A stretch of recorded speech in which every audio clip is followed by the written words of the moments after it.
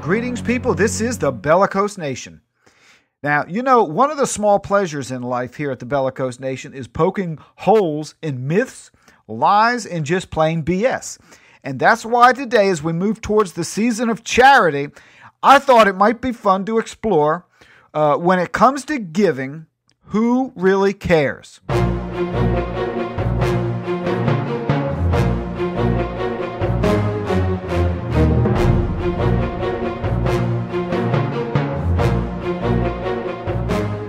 Despite Christopher Hitchens' book, God is Not Great, How Religion Poisons Everything, the facts just don't bear that out. And this is one of those areas where he is just wrong. But I should add that Hitchens is one of my favorite public speakers. I absolutely love to listen to him as an orator. However, on the subject of who gives their time and money, there's no greater indicator than faith in God. Bottom line, religious folks just give more, and I'm going to show you.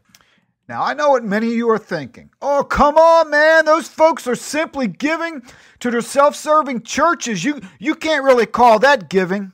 Sorry, my friend. The research shows that faith in God and participation in that faith goes beyond the walls of their congregation, and these folks on a much greater basis give money and involve themselves in causes which are totally secular. Now, of course, I will post some links at the bottom, but I can tell you, nearly everywhere you look for these types of numbers, you will find the same thing, with an occasional egghead trying to explain it all away. Now, research shows while the hearts of liberals are bleeding, their wallets, not so much. At least not when you compare it to conservatives. And they typically have more trouble finding time to help out neighbors in their community.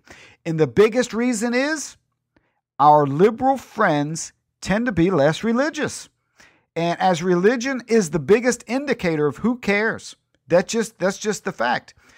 In fact, a few years back, a book was written on this subject called Who Really Cares by Arthur Brooks. And in his research, he discovered some interesting findings. Some surprised me. Let's take a look at a few. Number one, as a country and people, Americans are unbelievably charitable. We give 7 times more dollars than the average German, 14 times more than the average Italian. It's stunning. Number two, no other indicator will tell you as much about how much somebody will give than their participation in a house of worship on a regular basis. Also, the research shows atheists, while charitable with their great intellect and vast amounts of reason, just tend to be kind of stingy when it comes to helping people. Number three, on income level, who gives the most? The working poor. That's right. The working poor, as a percentage of their income, give the most to charity and of their time. We could all learn a lesson from that. The wealthy in this country, they give ungodly amounts of money, and many causes would dry up without them. Yet, according to ability, the working poor outgive them. Surprisingly, the middle class is behind both of those groups. Now, here's another interesting thing. Number 5, if you take the worldview that government should be doing more to equalize income in this country, chances are you will give a lot less than those who would not agree with that statement. Is that something or what? Number 6, religious liberals are every bit as giving as conservative ones. There's just a lot fewer of them. Non-religious conservatives are one of the cheapest political demographics. Number 7, people who give the most in charity are also the same people who give in the smallest ways in life as well. Listen, 7 out of 10 people who are charitable will also return money when the wrong change is made at the cash register. For people who aren't charitable, only 3 in 10 will give back the money.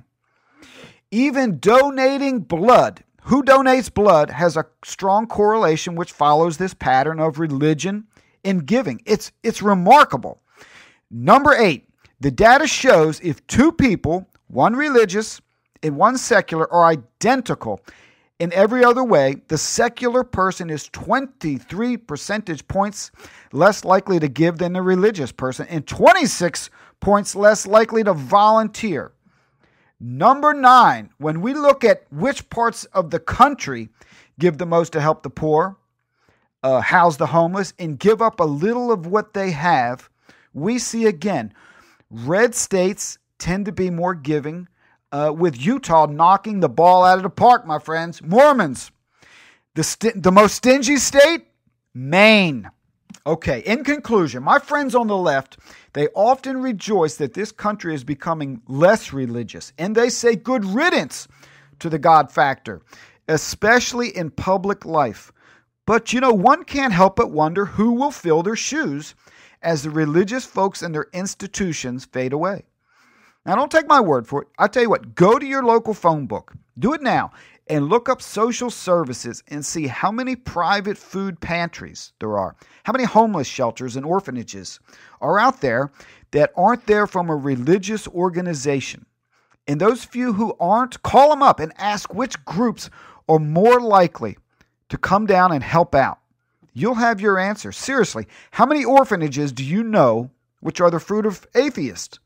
Or how many battered women's shelters, for that matter? Yeah, that's what I thought. Now, as fewer and fewer people sign up for Big Brothers and Big Sisters and Habitat for Humanity, will this be a better country? You tell me. It could be. Those who so often clamor for big government, in fact, know what is coming. And maybe they have a little bit more insight than we even knew. Well, listen, I want to hear from you. I want to hear what you think and what you have found in your life and what your projections are as we transition into the age of Aquarius.